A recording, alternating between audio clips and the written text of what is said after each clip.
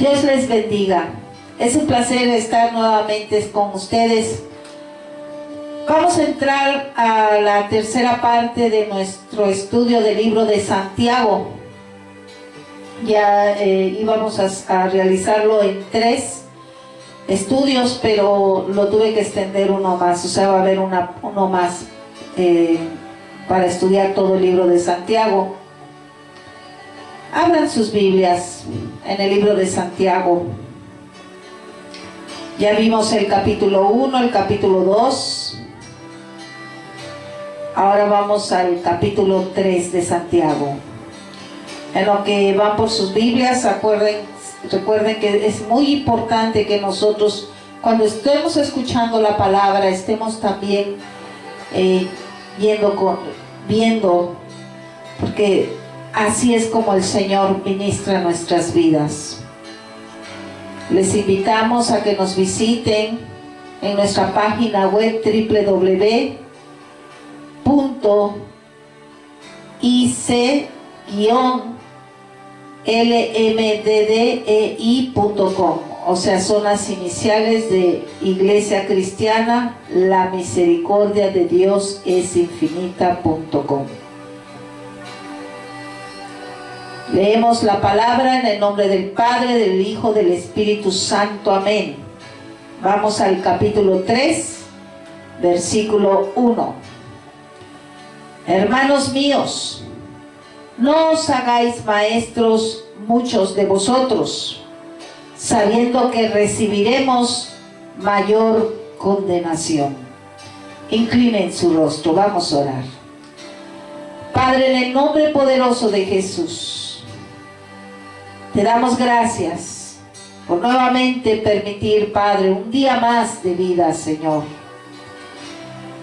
Bástale a cada día su propio afán, dice tu palabra. Gracias, Señor. Gracias por permitirnos, Señor, estar en comunión con nuestros hermanos. Yo te pido, Padre, en el nombre poderoso de Jesús, que seas tú ministrando la vida de todo aquel, Padre, que escuche esta enseñanza. Que tu Espíritu fluya, Señor. Que no sea palabra mía, sino tu palabra, Señor, que es más filosa que la espada de 2 filos, Señor. Te damos gracias por tu Hijo amado, por tu Espíritu Santo que nos sustenta. Guíanos, Señor. Abre el entendimiento de todo aquel que escuche esta enseñanza. Que lo hagan con un corazón dispuesto. En el nombre poderoso de Jesús yo te lo pido, Señor. Amén. Amén. Siendo discípulos de Dios, esta es nuestra tercera nuestra tercera enseñanza del libro de Santiago, y a este le ponemos como tema siendo discípulos de Dios.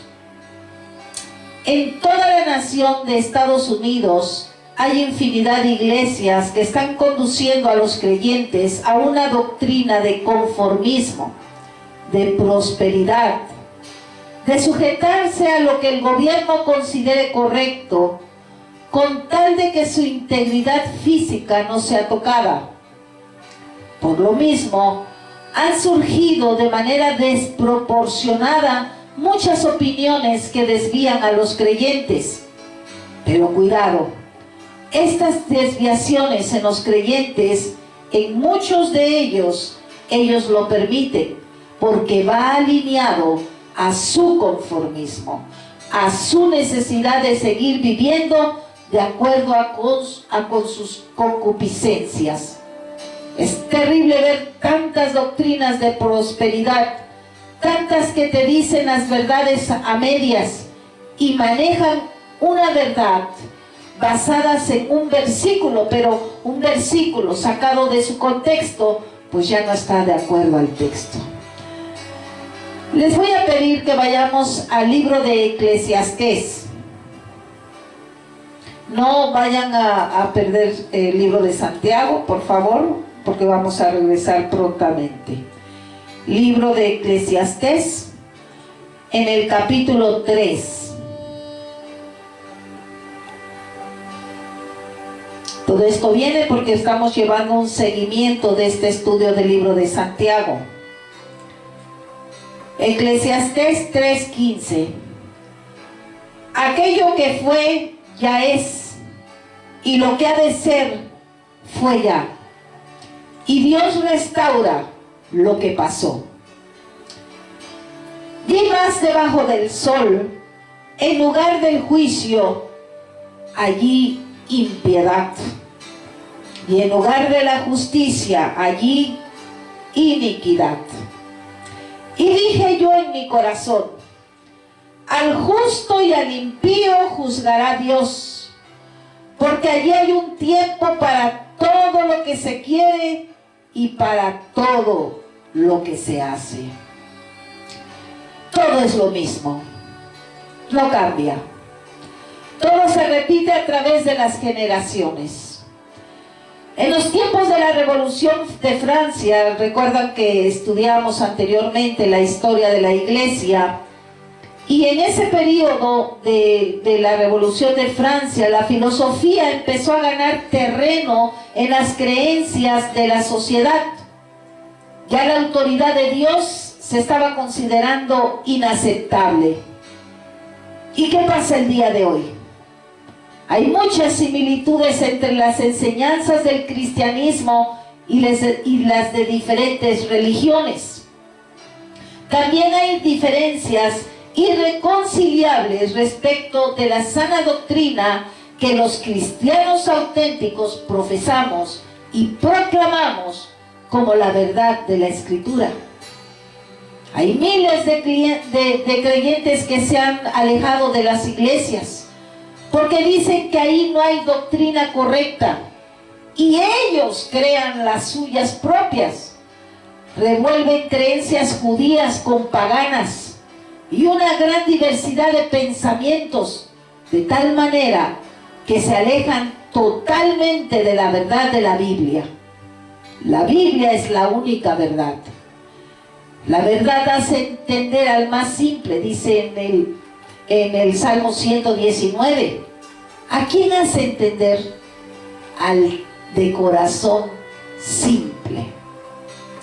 El día de hoy muchas naciones han considerado la autoridad de Dios inaceptable, y eso produce una sociedad debilitada, una sociedad quebrantada. Esta Revolución Francesa es un ejemplo de cómo los efectos de que una vez que la filosofía fue sembrando la sospecha en cuanto a la religión, creó una nación de infieles. Es necesario reconocer que el pensamiento moderno conlleva un fracaso. El día de hoy es ignorada la justa severidad de Dios. Y cuando se le confronta al creyente en cuanto al pecado, éste lo ignora y mucho peor lo rechaza. Te dice, no, yo estoy bien con Dios, Él me entiende. Cuando se comparte la palabra, no es al predicador al que tienen que poner atención, sino a la palabra que está fluyendo a través de él. Tristemente, la mayoría se ponen a juzgar al predicador y no reaccionan ante la severidad del mensaje. Y en lugar de analizar el mensaje en cuanto a su persona, dicen, ¿y qué te pareció el predicador? ¿Cómo viste el mensaje? ¿Te emocionó? ¿Y qué te parece ese predicador con respecto a este otro? En lugar de alinear el mensaje con su persona, alineándose a la ley divina de Dios. Muchas veces se degrada el evangelio a solo un escuchar sin que se produzca una reacción. Por eso el apóstol Santiago nos dice, recibid con mansedumbre la palabra implantada, la cual puede salvar vuestras almas. ¿Cuántas veces la palabra es anunciada? Arrepiéntete, y no se arrepienten. Creen, pero no han creído, porque si hubieran creído se hubiera visto un cambio en la persona de ellos. Que tengamos una fe que conmueva nuestra humanidad entera. Una fe que mueva nuestro juicio. Una fe que ilumine nuestro entendimiento y que nos haga decidir por la verdad y la justicia, realizando con dominio propio los cambios que el Señor desea en nosotros. El apóstol Pablo exhortó diciendo: sed maduros en el modo de pensar. Hemos estudiado que las pruebas son un propósito para obtener madurez espiritual, pero no hay que confundir prueba con tentación. Hablamos que debemos ser prontos para oír. Ahora hablaremos de ser tardos para hablar y tardos para airarse. Todo aquel que no tiene como práctica las buenas obras, tendrá como práctica el hablar descontroladamente. La ausencia de buenas obras produce abundancia de palabras vacías. En el ejemplo que tenemos de Job, él en su gran sufrimiento perdió el control de su lengua. Habló de lo que no entendía y multiplicó las vanas palabras. Durante cierto periodo, Job rechazó someterse a la prueba del Señor, pero al final aceptó el yugo suave y la leve carga del Señor. Así encontró el descanso para su alma.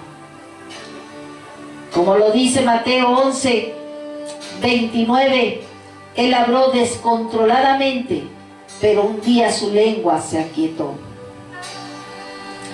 En el momento en que sus palabras acabaron, Job aceptó como motivo de gran gozo su tan dura prueba.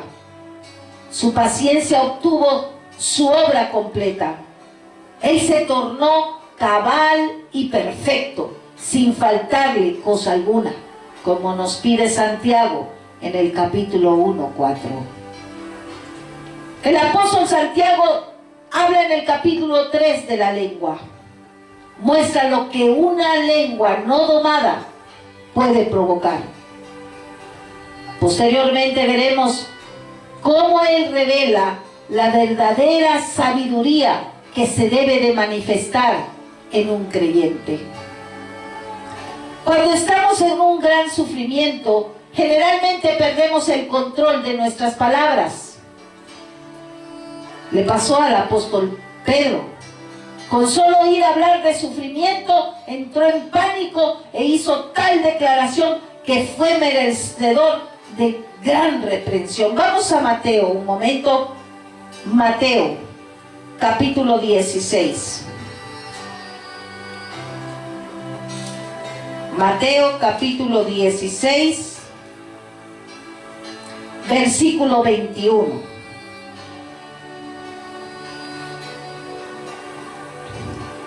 Desde entonces comenzó Jesús a declarar a sus discípulos que le era necesario ir a Jerusalén y padecer mucho de los ancianos, de los principales sacerdotes y de los escribas, y ser muerto y resucitar al tercer día.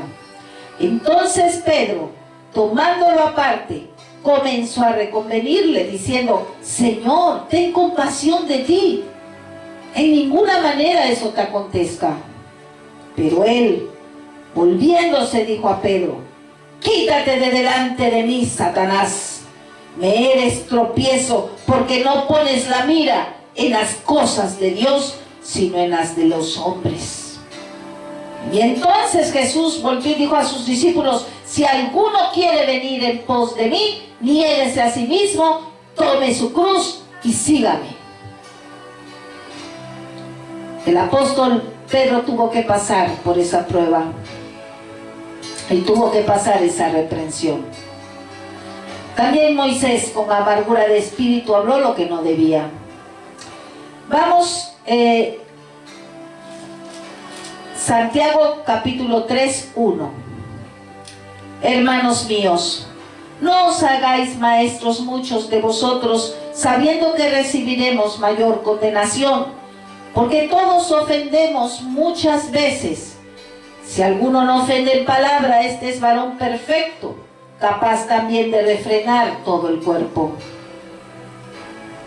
El apóstol indica que no nos hagamos maestros, sino al contrario, la posición que debemos de tomar siempre es la de discípulos. Por eso el tema de esta enseñanza es siendo discípulos de Dios. En Isaías 54, Jehová el Señor cita que Jehová el Señor me dio lengua de sabios para saber hablar palabras al cansado. Despertará mañana tras mañana, despertará mi oído para que oiga como los sabios. El Señor Jesús era instruido por el Padre cada mañana con respecto de lo que Él debía de hablar. La palabra sabios es más usada para discípulo. Jesucristo fue un verdadero discípulo. Él siempre habló como aquel que siempre es sabio. El espíritu de aprendiz tiene consigo un efecto protector, porque el aprendiz no piensa alto de sí mismo, y es la ausencia de eso lo que hace tropezar.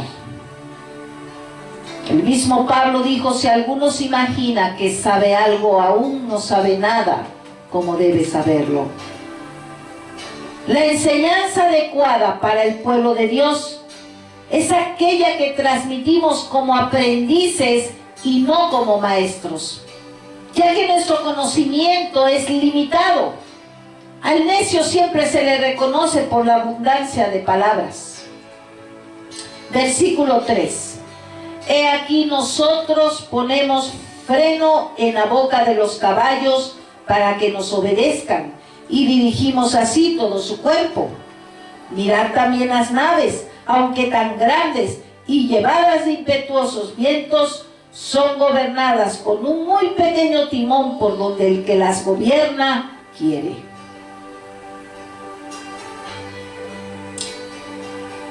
El apóstol Pedro, cito primera de Pedro 3:10, el que quiera amar la vida y ver días buenos, refrene su lengua del mal y sus labios no hablen engaño. No es el conocimiento de la palabra, ni la capacidad de enseñar lo que hace a un cristiano maduro, sino la de tener dominio sobre su lengua. Quien sabe dominar su lengua, también puede dominar todo su cuerpo. Y como dice en el versículo 2, si alguno no ofende en palabra, este es varón perfecto, capaz también de refrenar todo el cuerpo.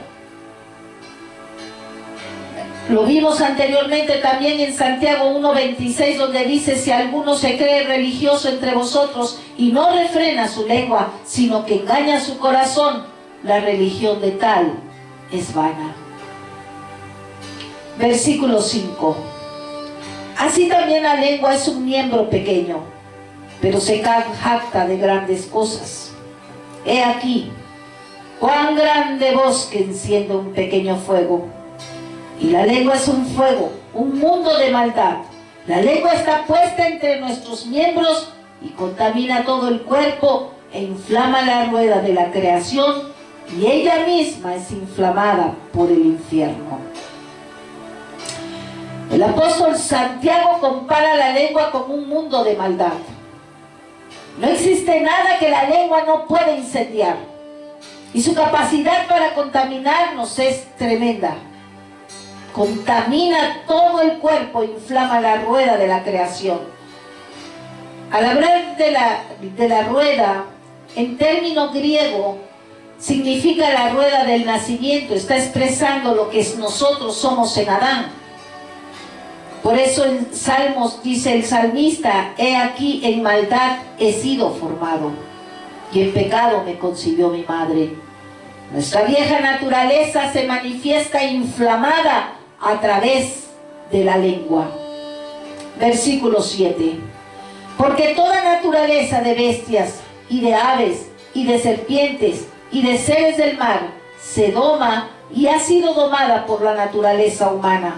Pero ningún hombre puede domar la lengua, que es un mal que no puede ser refrenado, llena de veneno mortal. El ser humano puede dominar todo, menos su propia lengua. Moisés, el hombre más manso del mundo, murió antes de tiempo por haber hablado lo que no debía. Solamente a través del nuevo hombre y llevando la cruz de Cristo, negándonos a nuestro yo, podemos dominarle, dejando que Él obre en nuestras vidas. Debemos tener temor de hablar sin cuidado, pues todos llevamos veneno mortal en nuestras lenguas. Versículo 9. Con ella bendecimos al Dios y Padre, y con ella maldecimos a los hombres que están hechos a la semejanza de Dios. De una misma boca proceden bendición y maldición. Hermanos míos, esto no debe ser así. ¿Acaso alguna fuente hecha por una misma abertura agua dulce y amarga? Hermanos míos, ¿puede acaso la higuera producir aceitunas o la vid higos? Así también ninguna fuente puede dar agua salada y dulce. Cuando somos colocados en alguna prueba por el Señor, debemos vigilar nuestra lengua para no hablar indebidamente. La tendencia natural cuando hay sufrimiento es la de hablar desenfrenadamente. Asimismo le sucedió a Job con sus 3 amigos. Si ustedes leen ese libro pueden ver que en 29 capítulos Job solo estuvo argumentando, argumentando y argumentando. Eso es hablar desenfrenadamente. El simple hecho de hablar durante el tiempo de la prueba ya es peligroso. Y cuanto más si asumimos la posición de maestros, como que conocemos todo. Al estar siendo tratados en algún punto fuerte, nuestra alma, o sea, nuestra personalidad, naturalmente seremos hallados en una posición desequilibrada, y es exactamente ahí que pisamos en un campo minado. Santiago nos muestra cómo la lengua siempre está predispuesta para el mal, y que domarla es la cosa más difícil en la vida de los hijos de Dios. Ningún hombre puede dominarla, solo el Espíritu de Dios. Versículo 13. ¿Quién es sabio y entendido entre vosotros? Muestre por la buena conducta sus obras en sabia mansedumbre. Él no dice que el sabio no habla, sino que él controla su lengua, diciendo lo que debe de ser dicho en la hora correcta.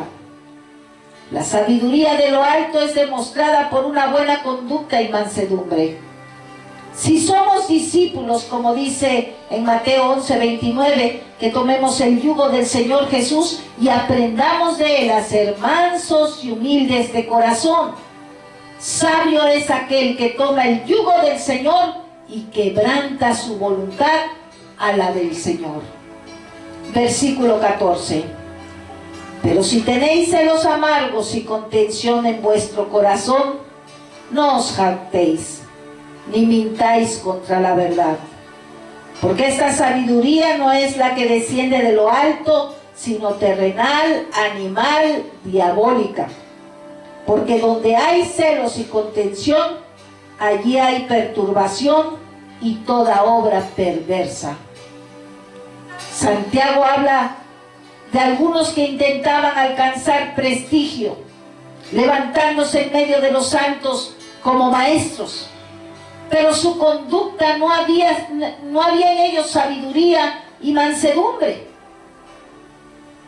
En el capítulo 2, versículo 13, dice que porque juicio sin misericordia se hará con aquel que no hiciere misericordia, y la misericordia triunfa sobre el juicio. En este versículo 14, ¿qué es lo que el escritor está queriendo decir cuando dice no mintáis contra la verdad? que el creyente que osadamente intenta usar la verdad de Dios para complacer su envidia y contienda personal, está triunfando sobre la verdad. Es como si esa persona estuviese pisoteando la verdad de Dios, haciendo de ella algo inferior a sus ambiciones egoístas. La verdad de Dios para este cristiano sirve apenas como un grado más para que él alcance su propósito carnal. Esta sabiduría así manifestada es terrenal, animal y diabólica. Ciertamente Santiago aún estaba refiriéndose a aquellos que son apenas oidores de la palabra, no hacedores, solo oidores. A los que no la reciben la palabra con mansedumbre, que no refrenan su lengua, que no hacen acepción de acepción de personas y no están dispuestos a negarse a sí mismos ni a tomar su cruz cada día y seguir al Señor. La sabiduría terrenal solo tiene provecho para aquel en que se manifiesta, brota de la carne, es guiada e inspirada por espíritus inmundos. Por eso dice que es diabólica. Esta sabiduría no tiene origen en el Espíritu de Dios. Por eso dice la palabra, por sus frutos los conoceréis. Por lo tanto, cuando vemos en un grupo de hermanos que hay celos y contención, allí hay perturbación y toda obra perversa. Muchos testimonios lamentablemente tristes, dramáticos, pueden ser contados por los hermanos y hermanas con relación a esa desastrosa verdad. Por eso es muy importante estar atentos de que la doctrina que se está impartiendo en un lugar sea la correcta. La doctrina donde se hable del pecado, de la importancia del arrepentimiento genuino, de la necesidad de quebrantar el corazón ante el Señor, y eso solo lo puede hacer el Espíritu de Dios a través de hombres y mujeres que lleven la palabra como el Señor nos pide. Un verdadero predicador habla del pecado, confronta al pecador, exalta lo sumo al Salvador y promueve la santidad. Cristo mismo es el mayor predicador, el mayor líder que ha existido en este mundo. ¿Y de qué hablaba él? Arrepiéntanse, dijo, porque el reino de Dios se ha acercado. Él habló que solo hay dos caminos, el cielo y el infierno. Y él mismo expresó, yo soy el camino, la verdad y la vida. Él mostró que hay un enemigo, el cual es el príncipe de este mundo. El Señor reprende en el nombre de Jesús. Y él está vencido para la gloria de Dios. Todo cristiano que ha sido salvo en el Espíritu tiene que luchar por despojarse de la vieja naturaleza. En 2 de Corintios el apóstol dice, de modo que si alguno está en Cristo, nueva criatura es. Las cosas viejas pasaron, he aquí todas son hechas nuevas. El Espíritu de Dios es suficiente para que nosotros lo logremos. Él solo necesita un corazón dispuesto a caminar con Él, por Él y para Él. Llevar la cruz de Cristo. Pero Él nos da completa libertad para decidir qué camino tomar. Si quieres vivir con tus mismas actitudes, pensamientos, creencias, a tu manera, y todo eso es una falta de fe, de que Él es suficiente para cambiar todo en tu vida y alinearse a Él, a los mandamientos de Él. En ti está. Debemos estar atentos del poder de la lengua para el mal y su gran inestabilidad. Por eso dice que no seáis como el caballo, como el mulo sin entendimiento, que han de ser sujetados con cabestro y con freno, porque si no, no se acercan a ti. Salomón, en Proverbios 10 dice, en las muchas palabras no falta pecado, mas el que refrena sus labios es prudente.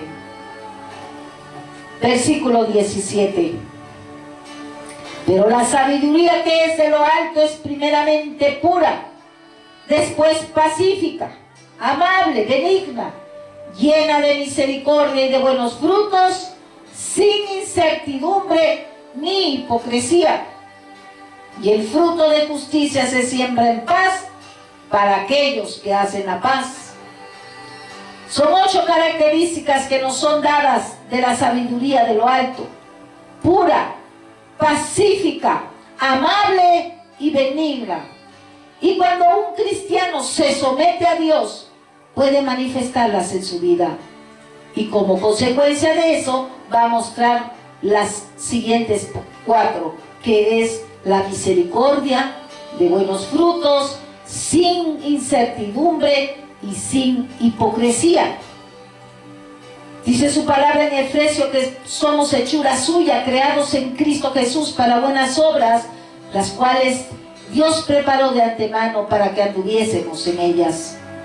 Por lo tanto, si tú te rindes a Él y permites que dirija tu vida, Él toma el control de tu vida. Ya no seremos parciales, ya no haremos acepción de personas, no seremos hipócritas, pero sí transparentes y honestos. Cuando menciona que la sabiduría que es de lo alto es pura, quiere decir que no está contaminada por la envidia y la rivalidad de la sabiduría terrenal. Es pacífica, pues busca armonía y sintonía entre los santos del Señor. Es amable, pues no insiste en sus propios derechos. Y es benigna, o sea, está deseosa de someterse y salir del camino para que los demás puedan pasar. Habrá también paz y tranquilidad. En el capítulo 1, versículo 20 de Santiago, dice que la ira del hombre no obra la justicia de Dios.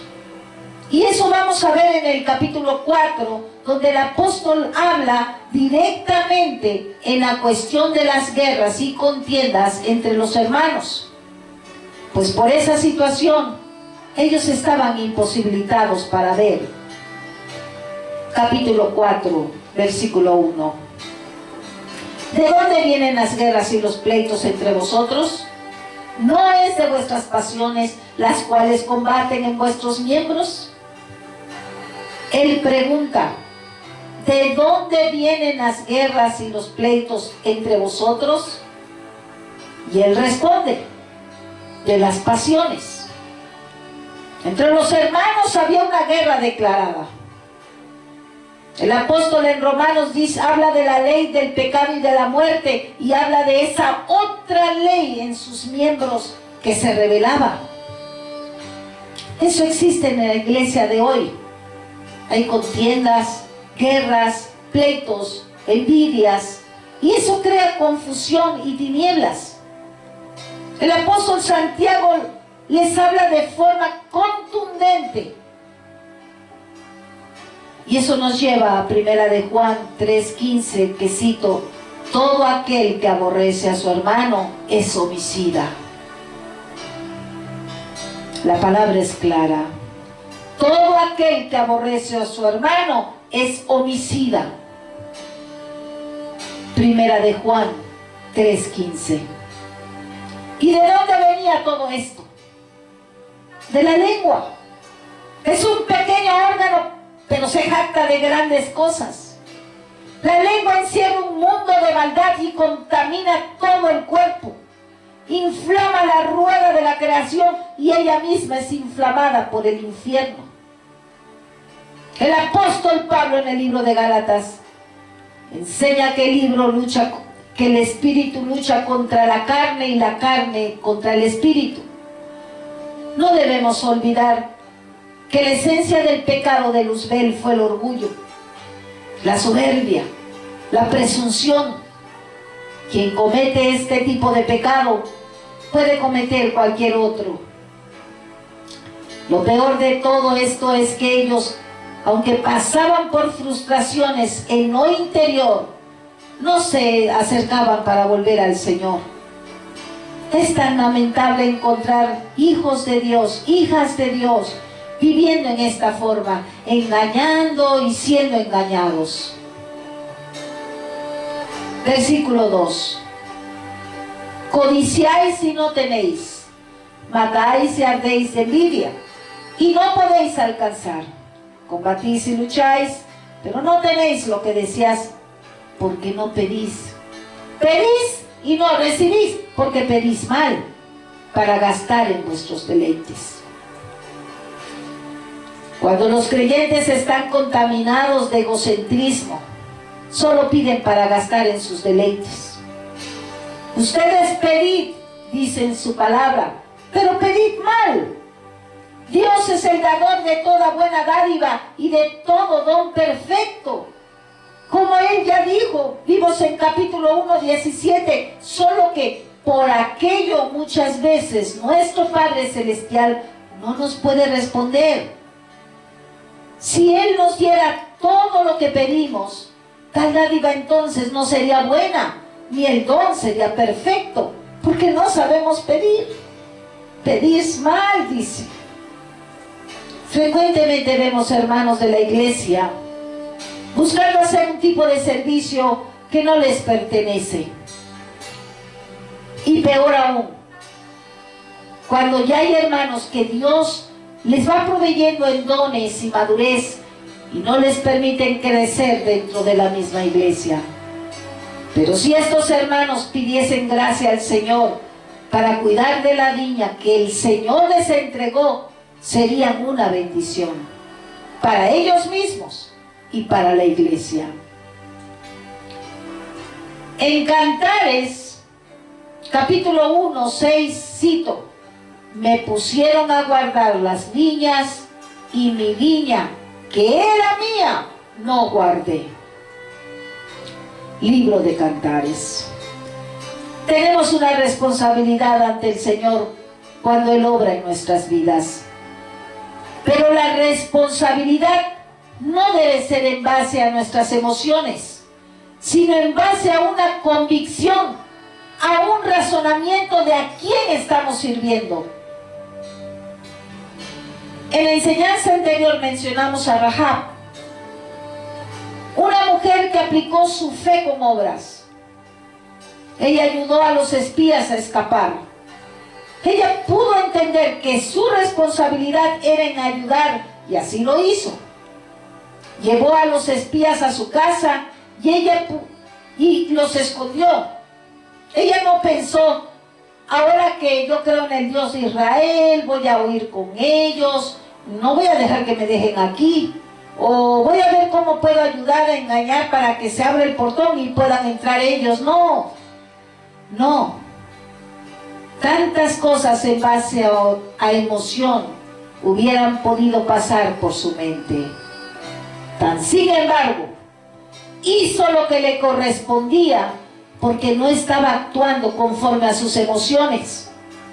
Ella cuidó de los espías y cuidó su propio hogar, porque fue la instrucción que le dieron. Ahí permaneció.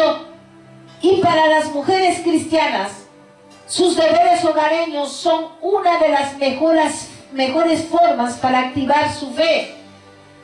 Nuestra obligación no es hacer lo que concebimos, sino lo que el Señor nos asigna. Es importante que un creyente no elija su trabajo, o peor aún, que se lo elijan. ¿Cuántas veces vemos en las iglesias cómo forzan a los creyentes a participar sin esperar que sea el Espíritu de Dios quien obre en la vida de cada uno de ellos? ¿Y cuántas de las obras a las que les piden participar no son del agrado del Señor? Tenemos que hacer lo que Dios nos asigna. Resuelve no copiar a nadie, sino seguir el especial sendero que el Señor te marque. Claro, necesitas llevar una vida de oración y de obediencia. ¿Cuánta responsabilidad da el Señor para cada uno? Y primeramente se debe asumir el papel que Él nos ha dado. Puede ser padre, madre, hijo, y tienes primeramente que servirle a Dios en ese ámbito. ¿Cómo vas a servir a la iglesia, yo te pregunto, si tu hogar no está cuidado? Primeramente es el hogar. Como dice la novia en Cantares, me pusieron a guardar las viñas y mi viña, que era mía, no guardé. Qué profundo. El caminar contrario a la sujeción a Cristo va a causar guerras, pleitos, disensiones, y terminan fracasando en seguir a Cristo y en hogares destruidos. Versículo 4. Oh almas adúlteras, ¿no sabéis que la amistad del mundo es enemistad contra Dios? Cualquiera pues que quiera ser amigo del mundo se constituye enemigo de Dios. ¿O pensáis que la Escritura dice en vano, el Espíritu que Él ha hecho morar en nosotros nos anhela celosamente? Pero Él da mayor gracia. Por esto dice, Dios resiste a los soberbios y da gracia a los humildes. En Mateo 20, el Señor Jesús nos enseñó que los gobernantes de las naciones se enseñorean de ellas y los que son grandes ejercen sobre ellas potestad. Mas entre vosotros no será así, sino que el que quiera hacerse grande entre vosotros será vuestro servidor, y el que quiera ser el primero entre vosotros será vuestro siervo. La disputa por el poder y posición está impregnada con el espíritu del mundo y hasta con el pecado básico de Luzbel. ¿Cuál es? La soberbia. Él anheló alcanzar una posición que Dios no le había asignado.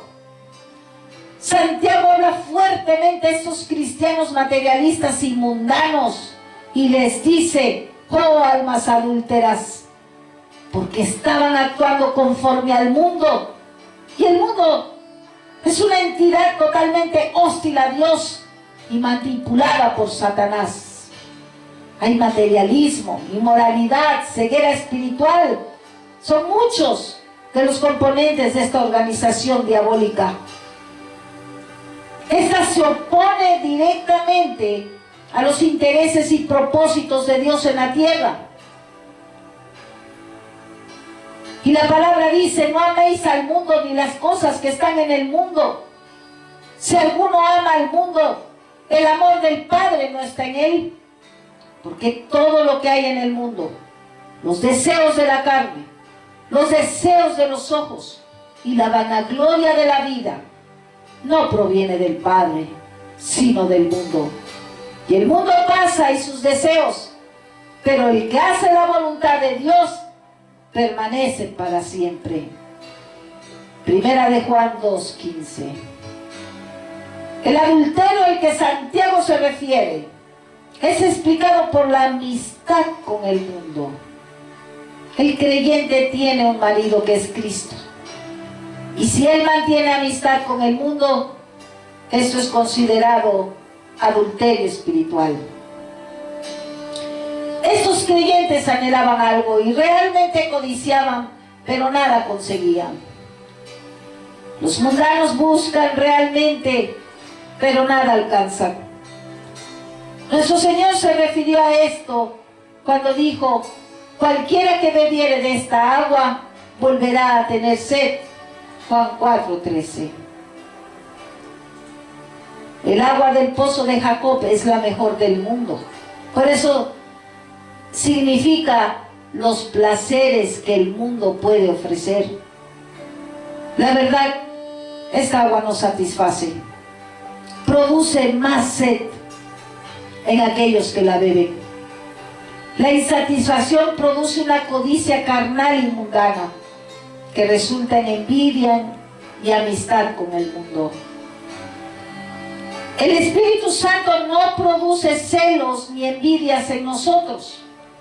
Por el contrario, Él nos concede más gracia. Somos exhortados a buscar y recibir esa gracia. porque en ella podemos encontrar todo aquello que buscamos y que puede satisfacer los anhelos de nuestro corazón. Versículo 7. Someteos pues a Dios, resistid al diablo y huirá de vosotros. Acercaos a Dios y Él se acercará a vosotros. Pecadores, limpiad las manos, y vosotros los de doble ánimo, purificad vuestros corazones. Afligíos y lamentad y llorad, vuestra risa se convierte en lloro y vuestro gozo en tristeza. Humillaos delante del Señor y Él os exaltará. El apóstol exhorta y dice: someteos a Dios. Eso significa ponernos bajo la autoridad de otro. No significa ni implica inferioridad.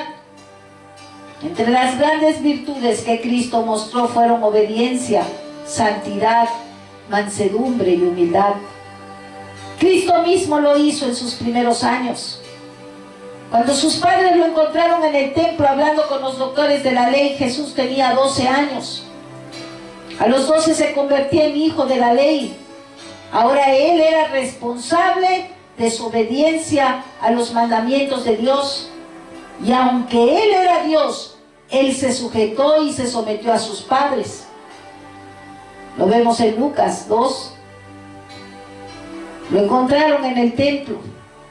Y dice la palabra que descendió con ellos y volvió a Nazaret y estaba sujeto a ellos.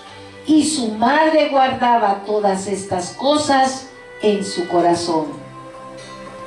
Si somos obedientes, mansos y humildes, sometiéndonos a la palabra de Dios, el enemigo no tendrá opción de tocarnos, porque estas virtudes no encuentran resonancia en su carácter soberbio y rebelde. Por eso dice Santiago: resistid al diablo y huirá de vosotros. En vez de resistir a Dios, Santiago nos llama a resistir al diablo, quien nos tienta y busca que nos apartemos de Dios. El enemigo busca que amemos al mundo más que Dios. ¿Cómo le podemos combatir? Resistiéndole. ¿Cómo le resistimos? Sometiéndonos a Dios, viviendo en obediencia a la palabra de Dios, viviendo en dependencia de Dios. ¿Por medio de qué? De la oración. Vistiéndonos con la armadura de Dios, recordando que no podemos vencerle sino por la gracia de Dios, y que Dios da mayor gracia a los humildes. Gloria a Dios. Y para motivarnos a resistir a Satanás, nos da la promesa de que nuestra lucha contra Satanás no es en vano.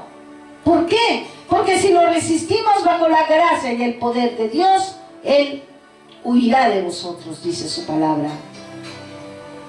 Cuando el apóstol Santiago les dice que deben resistir al diablo, es porque éste estuvo detrás de toda esa infidelidad que hay en la iglesia. Siempre está atrásito, buscando. Algo que tenemos que entender es que Satanás, el Señor le reprenda en el nombre de Jesús, es real. Pero cuidado, no podemos pensar que todo es producto de él, porque mucho de lo que sucede es producto de la concupiscencia misma del creyente. Pero también no pensemos que no existe. El apóstol Pablo dice, cuando habla a los efesios, Él nos dio vida a nosotros cuando estábamos muertos en vuestros delitos y pecados, en los cuales anduvisteis en otro tiempo, siguiendo la corriente de este mundo, conforme al príncipe de la potestad del aire, el espíritu que ahora opera en los hijos de desobediencia. Miren cómo dice: el espíritu que ahora opera, ¿en quién? En los hijos de desobediencia. Acercaos a Dios, dice. Esto indica que la comunión estaba interrumpida. Así sucedió con la iglesia de la Odisea. Por eso dice, le dijo: he aquí, yo estoy a la puerta y llamo. Si alguno oye mi voz y abre la puerta, entraré a él, cenaré con él y él conmigo. Él quiere entrar, pero él es un caballero. Él no va a insistir, así como en el libro de Cantares. Él tocó, pero la novia no abrió. Él quiere tener comunión con nosotros. Acercaos a Dios y Él se acercará a vosotros. Pecadores, limpiad las manos. Indica que el servicio de ellos estaba contaminado. Tal vez Santiago estaba refiriéndose al servicio de los maestros. E indica que se debe cambiar a una conducta pura, transparente, limpia. Y para esto tiene que haber pensamientos puros. Hacerse discípulos, no maestros. Toda malicia, toda contienda, toda envidia, egocentrismo, banalidad debe quedar fuera del creyente para que pueda purificar su corazón. Cuando hay un verdadero arrepentimiento, hay cambios en tu persona. Se opera una transformación dentro de ti, de tal manera que todas tus perspectivas son cambiadas y llena tu corazón con un ardiente deseo y esfuerzo constante por caminar con Cristo en obediencia. Juan el Bautista lo expresó en Mateo: haced pues frutos dignos de arrepentimiento. El adúltero que dice estar arrepentido pero sigue con adúltera, no se ha arrepentido de veras. Los creyentes que dicen que están arrepentidos y siguen blasfemando, robando, engañando, mintiendo, criticando, murmurando, es que no se han arrepentido de veras. Si decimos que nos arrepentimos y seguimos haciendo lo mismo, no hay un arrepentimiento verdadero. Y el apóstol dice: pecadores, limpiad las manos. Afligíos y lamentad y llorar. Esa debe ser la reacción natural de alguien que recibe revelación del Espíritu sobre su verdadera condición delante de Dios. El apóstol dice en Corintios: porque la tristeza que es según Dios produce arrepentimiento para salvación, de que no hay que arrepentirse, pero la tristeza del mundo produce muerte. El arrepentimiento genuino se duele del pecado. ¿Por qué? Porque te hace ver lo sucio que el pecado es en sí mismo, y entiendes que el pecado merece ser odiado y menospreciado por sí mismo. Pero sobre todo, duele porque ha ofendido a Dios. Si no hay ese dolor y odio contra el pecado, porque hemos ofendido a un Dios santo, un Dios de misericordia y de compasión, que solo nos da bienes en nuestra vida, no es un verdadero arrepentimiento. Muchos de los hermanos a los que el apóstol se dirigía querían ser exaltados. Habían olvidado que la primera condición para ellos era: humillaos delante del Señor. Cito Jeremías 45:5. Y tú buscas para ti grandezas, no las busques. Las palabras buscas para ti indican la raíz del problema. Quiero los dones del Espíritu que más me van a destacar delante de los hermanos y de los hombres. Quiero hablar en lenguas para que me escuchen y puedan decir que estoy lleno del Espíritu Santo. Quiero ser espiritual para que la iglesia vea que soy espiritual. Quiero estudiar la Biblia para mostrar cuánto conozco de la palabra de Dios. Quiero construir un edificio grande para acoger a los hijos de Dios, tener muchas iglesias, para que mi nombre sea perpetuado después de mi muerte. Pero eso sí, también quiero que todo lo que se realice en la iglesia sea mi nombre. No que participe nadie más, no, solo yo. ¿Para qué? Para que también sea perpetuado a través de este. Estas frases dan pequeña idea de lo que es buscar grandeza para nosotros mismos. Humillaos delante del Señor y Él os exaltará. La palabra humillaos es traducida como humilde. El hermano que es de humilde condición dice: sean humildes delante del Señor. ¿Cuál es la idea? Es reconocer nuestra pobreza espiritual. El hecho de que sin Dios no somos nada y que Él es todo. No es mi ministerio, todo es de Él. Somos siervos. No es esta iglesia y aquella y todos separados. No, somos un solo cuerpo. Y Dios nos ha dado una promesa si lo hacemos así. Y Él nos exaltará. ¿Cómo Él lo hace? ¿Cómo Dios nos exalta?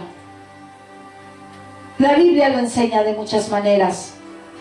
Pero aquí la exaltación es perdonar nuestros pecados, limpiar nuestras almas, llenarnos de gozo y vestirnos con la ropa de esa salvación. Aleluya, gloria a Dios. Si hemos pecado contra Dios, hay una solución al mismo. Dios nos motiva a venir a Él con promesa de recibirnos. Él es fiel. Pero tenemos que venir a Él con un corazón contrito y humillado, en genuino arrepentimiento y con un corazón dispuesto a obedecerle libre y voluntariamente. Y esto es posible porque Dios da mayor gracia y gracia en Cristo Jesús a los humildes. Versículo 11. Hermanos, no murmuréis los unos de los otros. El que murmura del hermano y juzga a su hermano, murmura de la ley y juzga la ley. Pero si tú juzgas a la ley, no eres hacedor de la ley, sino juez. Uno solo es el dador de la ley, que puede salvar y perder. Pero tú, ¿quién eres para que juzgues a otro? Sabemos que existe un solo juez y debemos descansar en que Él es recto y justo. El ser humano es una pobre criatura llena de defectos, fallas y frecuentemente comete errores. ¿Cómo un ser de esa naturaleza va a poder juzgar con equidad? ¿Qué sería de nosotros si todos conociesen nuestros defectos que solo nosotros conocemos? ¿Lo has pensado? ¿Pero qué quiso decir Santiago con la expresión juzgas a la ley? ¿A qué ley se está refiriendo? Probablemente a la ley real. En el capítulo 2:8 dice que amarás a tu prójimo como a ti mismo. Y en Levítico, en el libro de Levítico habla de las leyes de la santidad y de justicia que Jehová le dio a su pueblo. Y en este capítulo 19:16 dice: no andarás chismeando entre tu pueblo. Yo les invito, tómense un momento a leer esas leyes de santidad y justicia que Jehová Dios le dio a su pueblo. Chismear es bastante amplio para describir toda especie de conversaciones negativas que son perjudiciales a los hermanos o hermanas, sean o no sean verdad. Quien sale hablando de los hermanos está violando la ley real, que nos ordena amar a nuestro prójimo como a nosotros mismos. Hablar mal y criticar a los otros es violar la ley. Y aquel que la desobedece está prácticamente diciendo: esta ley no merece ser obedecida y la considero inválida. pretendo continuar incumpliendo tal mandamiento, pues no tiene ningún valor para mí. El cristiano que piensa y reacciona de esta manera no es hacedor, sino solo oidor de la palabra, y se está haciendo juez. Ese se coloca encima de la autoridad de la palabra y la considera sin valor para someterse a ella.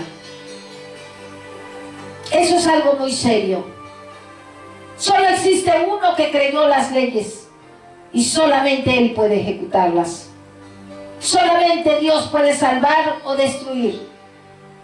Tal poder no está en nuestras manos. Versículo 13.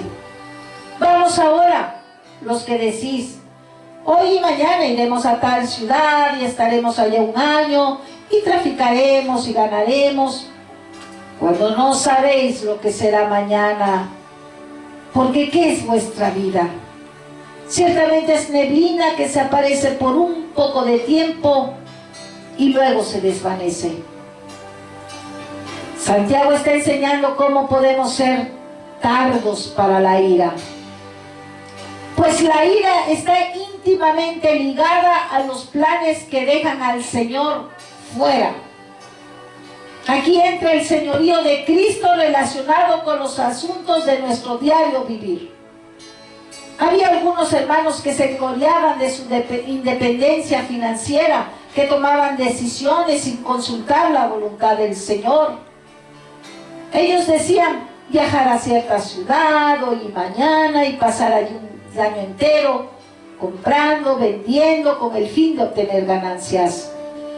Su mundana mentalidad no les permitía ver la transitoriedad de la vida. ¿No se te hace muy común el día de hoy? La vida humana sin el Señor es como una neblina, dice la palabra, no tiene sustancia. Si no contamos y colocamos al Señor en todos los aspectos de nuestra vida, ella no tiene sentido. Es como una neblina que aparece por un poco de tiempo y luego se desvanece. Cito Proverbios 27. De aquel que es humilde y se somete al Señor, dice, no te jactes del día del mañana, porque no sabes qué dará de sí el día. Versículo 17. Y al que sabe hacer lo bueno y no lo hace, le es pecado. El Señor tiene su voluntad y reconocerla en aquello que hacemos, dónde vamos y en los negocios que realizamos, trae sustancia a nuestras vidas. Si no queremos que nuestra vida sea como una neblina, necesitamos considerar eso con mucha seriedad. Debemos recordar lo que dice 1 Corintios 15, sabiendo que vuestro trabajo en el Señor no es en vano. Y en 1 Juan 2:17 cito, y el mundo pasa y sus deseos, pero el que hace la voluntad de Dios permanece para siempre. ¿Qué significan las palabras, al que sabe hacer lo bueno y no lo hace, le es pecado? ¿Qué es hacer lo bueno en este contexto? Santiago habló sobre sujeción al Señor. Lo vimos en el 4:7. De humillarse de delante del Señor, de no hablar mal de los hermanos, de no hacer planes sin consultar al Señor. Quien sabe que debe hacer eso y no lo hace, comete pecado. Repito, sujetarse al Señor, humillarse delante de Él, no hablar de los hermanos, no hacer planes sin consultarle a Él. Quien sabe que debe hacer eso y no lo hace, le es pecado. ¿Qué gran cantidad de pecados de omisión son cometidos por los hijos de Dios? ¿Cuántos hermanos están satisfechos porque, según ellos, no hacen ningún mal? y no ven que el no hacer también es pecado. Jesús vivió una vida dinámica en esta tierra. Nunca dejó de hacer el bien y de curar a todos los oprimidos por el diablo, como se registra en Hechos 10. Debemos seguir sus pasos bajo la dirección del Espíritu Santo. Si tuviésemos coraje y determinación para ser así, toda nuestra vida sería ajustado. No podemos imaginar la calidad de vida que estamos despreciando y arrojando afuera cuando intentamos solo vivir según nuestros planes mundanos. Que el Señor tenga misericordia de nosotros y abra nuestros ojos.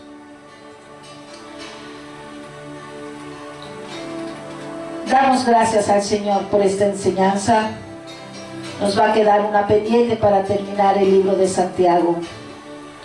Yo me estoy gozando con esta palabra y el Señor trabaja cada día más y más. Y le doy gracias a Dios. Si tú no conoces al Señor, yo te invito, da un paso de fe. No te estoy diciendo que con eso ya que tú vas a ser salvo en el momento. No, tienes que caminar con Él. Tienes que pedirle, ayúdame a arrepentirme. Hazme sentir, hazme ver el pecado en mí. Porque solo Él lo puede hacer, pero Él quiere que tú lo pidas. Pero yo voy a orar por ti. Da un paso de fe y pídele que obre en tu vida. Y para los hermanos que conocen de la palabra, Dios les bendiga. Voy a orar por ustedes y aquellos que se quieren reconciliar, que el Señor está obrando. Gloria a Dios. Da un paso también de fe. Inclinen su rostro. Padre, en el nombre de Jesús te doy gracias, Señor, por tu amor y tu misericordia, Padre Santo, que es cada mañana, Señor, y tu fidelidad es cada noche, Señor. Gracias por permitirnos, Señor, llevar tu palabra, Señor, una vez más. Padre, obra, Señor, en todos aquellos que logren, Padre, escuchar esta enseñanza. Para ti, Señor, tú eres un Dios sobrenatural. Para ti no hay nada imposible. Oro por a estas personas, Padre, por todo aquel que dé un paso de fe, clamando, Señor, a que tú, Señor, le ayudes a arrepentirse. Oro por todos aquellos, Padre, que han conocido de ti, Padre, pero se habían desviado, pero en este momento, Señor, están deseosos nuevamente, Padre, de ponerse a cuentas contigo. Padre, ten misericordia y piedad sobre cada uno de ellos, Padre. Y te pido por los hermanos, hermanas, Padre, que a través del tiempo, a través de pruebas y a través de la paciencia están cada día más, Señor, caminando en madurez, Padre. Ayúdales hasta que lleguen, Señor, a la altura perfecta, Padre, del varón perfecto, Señor. A que sean, Padre, en todo tiempo, Padre, de bendición, con todo aquel, Padre, que tú desees. En el nombre poderoso de Jesús te damos gracias por tu Espíritu Santo que nos sustenta, que nos guía. Te damos gracias, mi Cristo, por la sangre preciosa con la cual nos has redimido. En el nombre de Jesús, gracias. Amén, Señor. Amén.